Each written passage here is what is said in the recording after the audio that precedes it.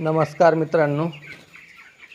तर आज 16वा दिवस आहे आपल्या पक्ष्यांना. पक्षी पेडलाईनचे भांडे पण आज आपण वर घेतलेले आहेत थोडे. हे बघा,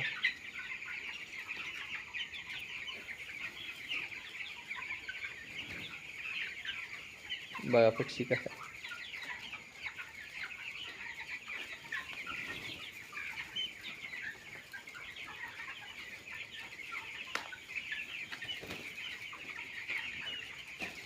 आपण 80% शेड दिलेलं आहे, अजून एक 20% शेड राहिलेले.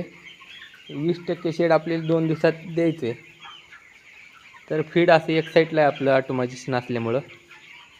बघा,